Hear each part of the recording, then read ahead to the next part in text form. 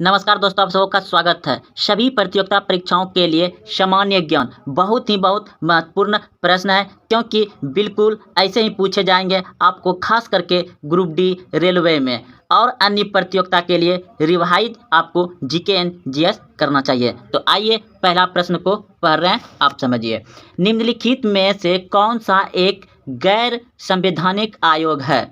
गैर संवैधानिक आयोग है तो आप लोग याद रखिएगा, इस प्रश्न का उत्तर हो जाएगा आपका ऑप्शन नंबर ए बिल्कुल सही है। योजना आयोग जो है कि ये संविधान के द्वारा नहीं बनाया गया है और ये गैर संवैधानिक आयोग है, योजना आयोग। और बाकी बात इधर जो आप देख रहे हैं तीनों ऑप्शन, जैसे कि निर्वाचन आयोग है ये संवैधानिक है, वित्त आयोग ये भी संवैधानिक है और संघ लोक सेवा आयोग ये भी संवैधानिक है। लेकिन योजना आयोग जो है कि ये क्या है, एक गैर संवैधानिक आयोग है। तो आप लोग याद रखिएगा कि कौन सा योजना गैर संवैधानिक है, तो योजना आयोग एक गैर संवैधानिक है। चलते अगले प्रश्न की ओर।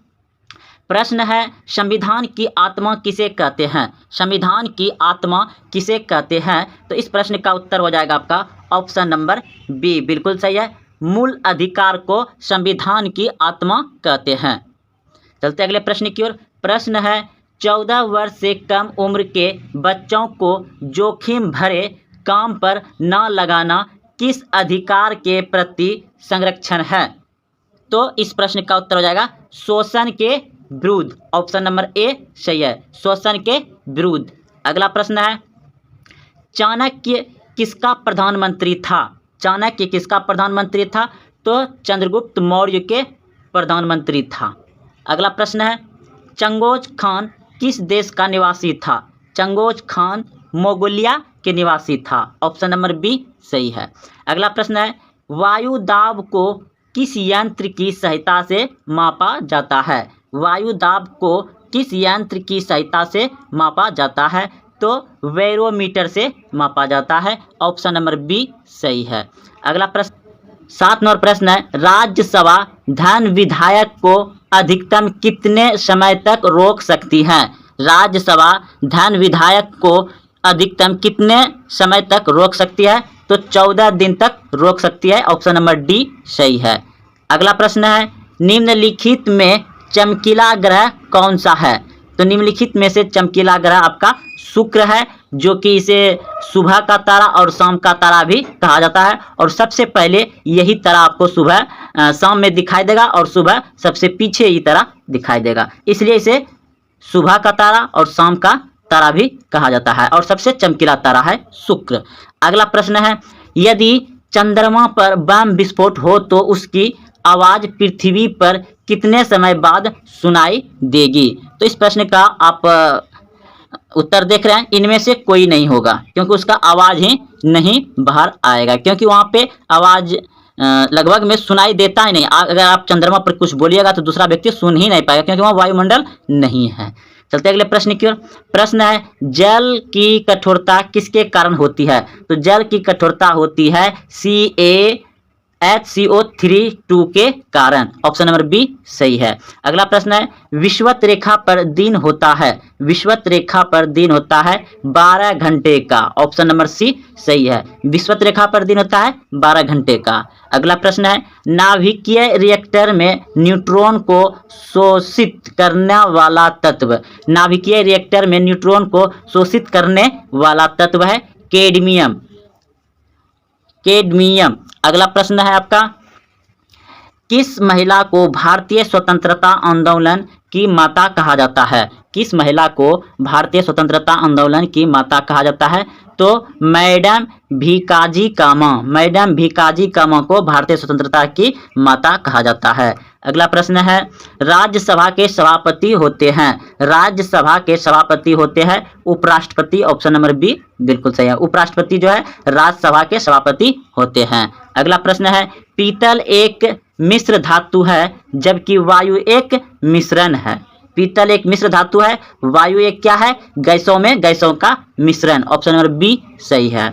अगला प्रश्न है, इंसुलिन की कमी के कारण होने वाला रोग है डायबिटीज। ऑप्शन नंबर बी सही है। अगला प्रश्न है, सूर्य में नाभिकीय ईंधन है? सूर्य में नाभिकीय ईंधन है हाइड्रोजन। ऑप्शन नंबर सी सही है। अगला प्रश्न है, भारत में योजना आयोग की स्थापना कब की गई थी? भारत में योजना आयोग की स्थापना की गई थी 1951 में। 1950-51 में किया गया था। ऑप्शन नंबर सी सही है। अगला प्रश्न है, गदर पार्टी का मुख्यालय कहाँ है? तो सैन फ्रांसिस्को। गदर पार्टी का स्थापना किया था लाला हरदयाल ने 1913 में। ऑप्शन नंबर सी बिल्कुल सही, इसका मुख्यालय सैन फ्रांसिस्को में था। अगला प्रश्न है, बीबी का मकबरा स्थित है? तो बीबी का मकबरा स्थित है औरंगाबाद में। ऑप्शन नंबर सी सही है। अगला प्रश्न है, बंगाल के पाल वंश का संस्थापक कौन था? बंगाल के पाल वंश का संस्थापक था गोपाल। ऑप्शन नंबर बी सही है। अगला प्रश्न है, निम्नलिखित में से कौन स्तनधारी नहीं है? स्तनधारी नहीं है मगरमच्छ। मगरमच्छ स्तनधारी नहीं है। ऑप्शन नंबर डी सही है। अगला प्रश्न है, विश्व व्यापार संगठन WTO में कितने सदस्य होते हैं? तो अभी 193 सदस्य है। ऑप्शन नंबर डी सही है, 193। वेदों की संख्या है? वेदों की संख्या है 4। अगला प्रश्न है, का प्रयोग करके दूध में पानी की मिलावट की जांच की जा सकती है? लैक्टोमीटर का प्रयोग करके दूध में पानी की मिलावट को जांच की जा सकती है। ऑप्शन नंबर सी बिल्कुल सही है। लैक्टोमीटर से क्या किया जा सकता है?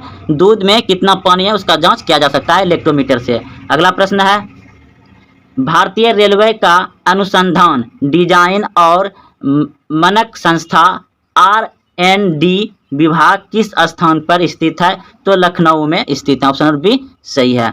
अगला प्रश्न है, डिक्की डलमा संबंधित है? डिक्की डलमा संबंधित है पर्वतारोहण से। ऑप्शन नंबर डी सही है। अगला प्रश्न है, निम्नलिखित विद्युत चुम्बकीय तारों में से किसकी तरंगदैर्घ्य अधिकतम होती है? तो अवरक्त किरणों की अधिकतम तरंगदैर्घ्य होती है। ऑप्शन नंबर डी सही है। अगला प्रश्न है, दिल्ली सल्तनत के किस सुल्तान ने सर्वप्रथम अस्थाई सेना का निर्माण किया था? तो दिल्ली सल्तनत सुल्तान ने कौन था? अलाउद्दीन खिलजी। अलाउद्दीन खिलजी ने अस्थाई सेना का निर्माण किया था। ऑप्शन नंबर सी सही है। अगला प्रश्न है, करो या मरो का नारा किसने दिया था? तो करो या मरो का नारा दिया था महात्मा गांधी ने 1942 में भारत छोड़ो आंदोलन के समय में। अगला प्रश्न है, भारत पर प्रथम बार आक्रमण करने वाला विदेशी कौन था? तो भारत पर प्रथम बार आक्रमण करने वाला विदेशी था सिकंदर मान। ऑप्शन नंबर सी सही है।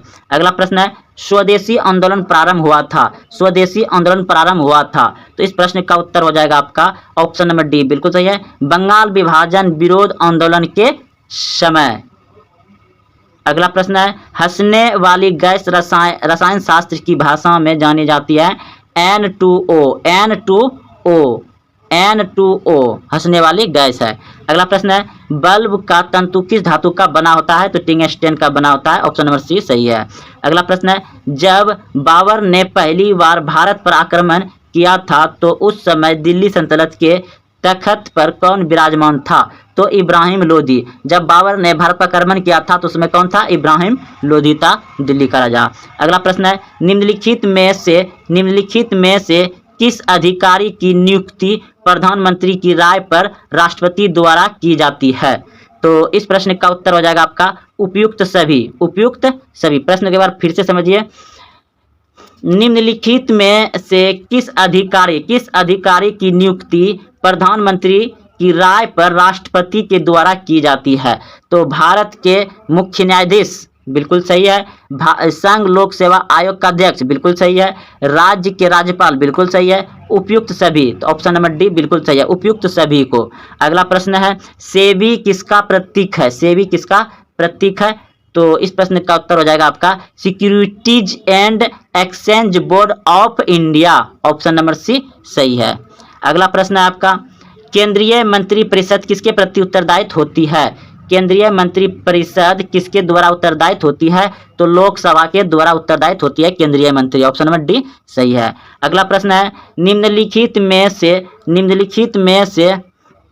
कौन कौन सा रंग प्राथमिक रंग की श्रेणी में आता है? निम्नलिखित में से कौन कौन सा रंग प्राथमिक रंग की श्रेणी में आता है? तो नीला, हरा एवं लाल, ये तीनों प्राथमिक रंग है, लाल, नीला, हरा। अगला प्रश्न है आपका, दूध की प्रश्न आपका, भारत की राष्ट्रीय आय की गणना की जाती है। भारत की राष्ट्रीय आय की गणना की जाती है, तो इस प्रश्न का उत्तर हो जाएगा आपका ऑप्शन नंबर डी, बिल्कुल सही है। केंद्रीय सांख्यिकी संगठन द्वारा भारत की आय किसके द्वारा ज्ञात की जाती है? केंद्रीय सांख्यिकीय संगठन द्वारा। अगला प्रश्न है, ऊंचाई पर खाना देर से क्यों बनता है? ऊंचाई पर खाना देर से क्यों बनता है? तो वायुमंडलीय दाब घट जाता है। वायुमंडलीय दाब घट जाता है, इसलिए ऊंचाई पर खाना जल्दी नहीं बनता है। अगला प्रश्न है, सूक्ष्मदर्शी का आविष्कार किसने किया था? सूक्ष्मदर्शी का आविष्कार किया था जेड जॉनसन ने सूक्ष्मदर्शी का आविष्कार किया था। अगला प्रश्न है, रॉलेट एक्ट कब पारित हुआ था? रॉलेट एक्ट कब पारित हुआ था? तो 1919 में रॉलेट एक्ट पारित हुआ था। अगला प्रश्न है आपका, मानव शरीर में कौन सा पदार्थ ऊर्जा का मुख्य स्रोत होता है? मानव शरीर में कौन सा पदार्थ ऊर्जा का मुख्य स्रोत होता है?